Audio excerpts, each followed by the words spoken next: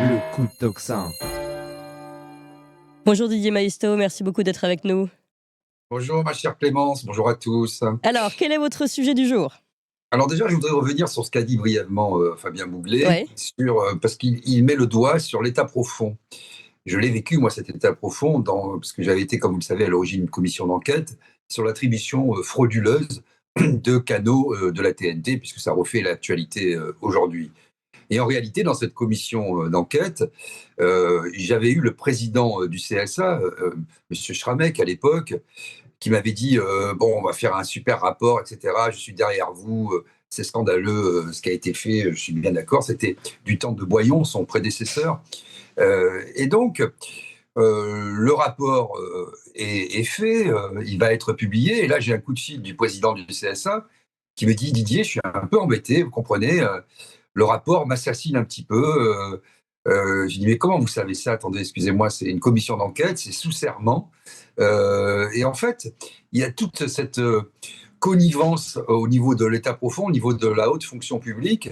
Il avait eu connaissance par des gens chargés, entre autres, de la rédaction du rapport. Il savait en temps réel ce qui s'y passait. Et si vous voulez, moi j'avais eu l'interdiction d'émettre pour cette chaîne qui était numéro 23 à l'époque. C'était la présidente, enfin la commissaire du gouvernement, comme on disait avant, la rapporteure publique du Conseil d'État.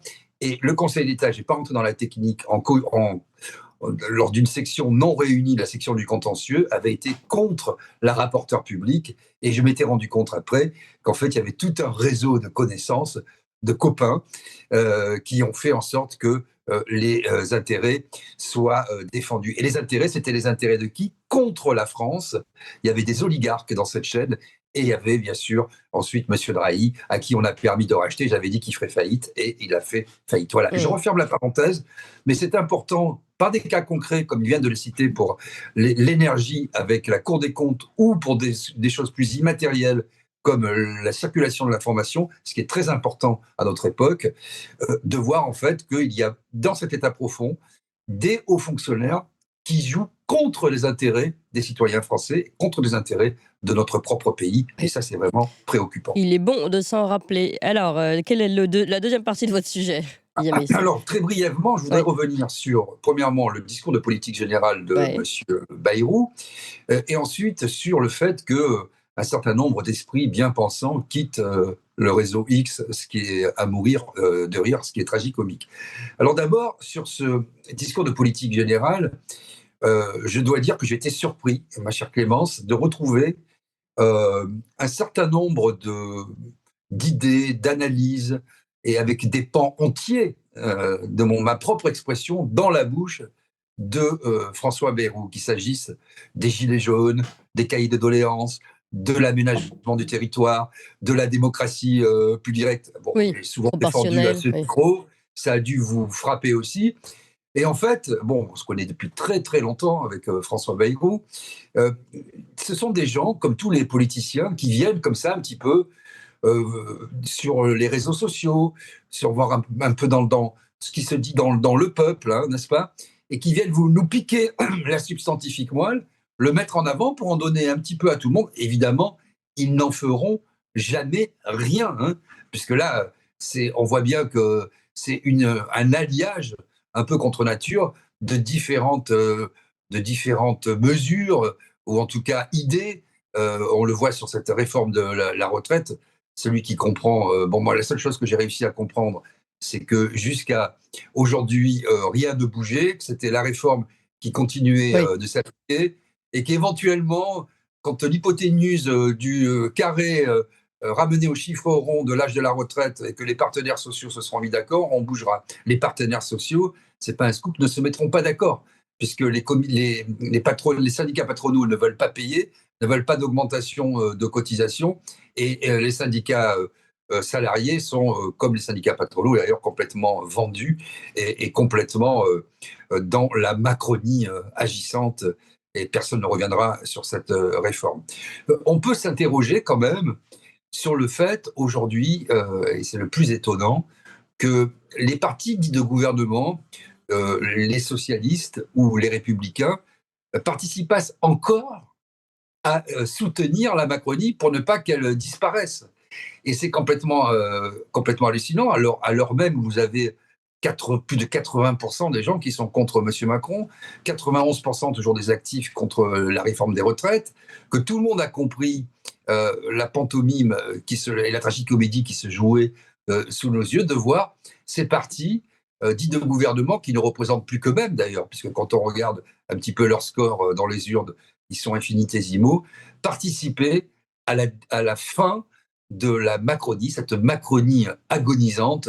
Et ça, je dois dire que c'est quand même assez perturbant pour l'ensemble des Français. Je ne suis pas le seul à le remarquer. Ouais.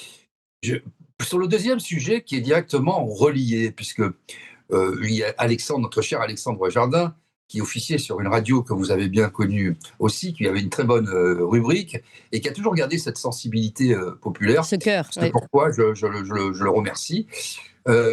Effectivement, avant, il y a d'abord l'interdiction faite aux gueux, comme ils les appellent, et je trouve que c'est assez bien trouvé, de circuler. Hein.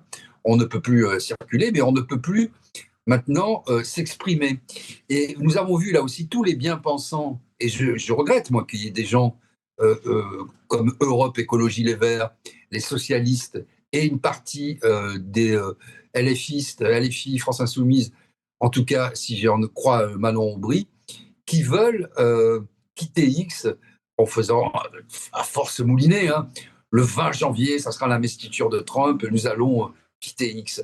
Mais où étaient ces gens lorsque les Gilets jaunes ont été éborgnés et mutilés? Où étaient-ils pendant la réforme des retraites? Où étaient-ils quand les gens étaient enfermés pendant le Covid et qu'on applaudissait, soi-disant, les premiers de corvée? Ils étaient dans leur résidence secondaire ou tertiaire à faire ripaille. Donc aujourd'hui, si vous voulez, de criminaliser la parole à ce point, mais je me demande si les Français se rendent compte. Ça veut dire que les ZFE vont toucher 40% de la population française. Oui.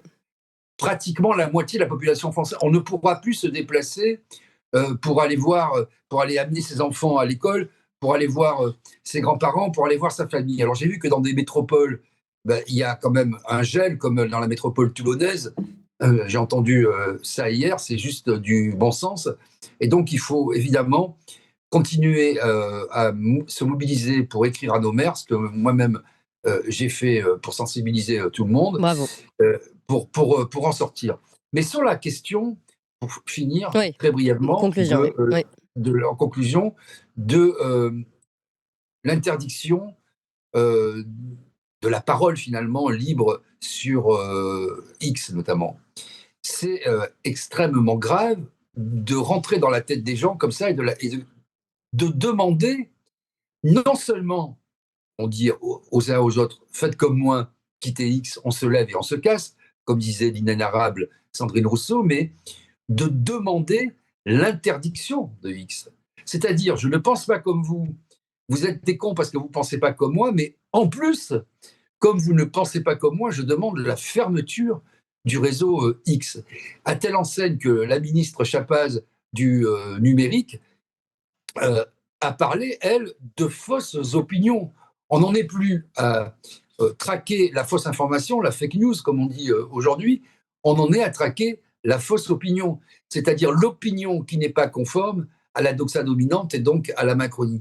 C'est un projet, je le dis depuis 2017, avant même que M. Macron n'accède au pouvoir, d'essence fasciste, totalitaire, car nos lois fondamentales, y compris dans la Convention européenne des droits de l'homme, c'est la liberté de circuler pour les biens et les personnes et la liberté de s'exprimer en toute franchise, y compris contre les gouvernements. Et ça, c'est consacré par la Convention européenne des droits de l'homme. Merci beaucoup Didier Maisto, ancien patron de Sud Radio, puisque vous parliez de ces ondes-là notamment, et évidemment chroniqueur Tocsin. Merci infiniment Didier Maisto, et Tocsin continue malgré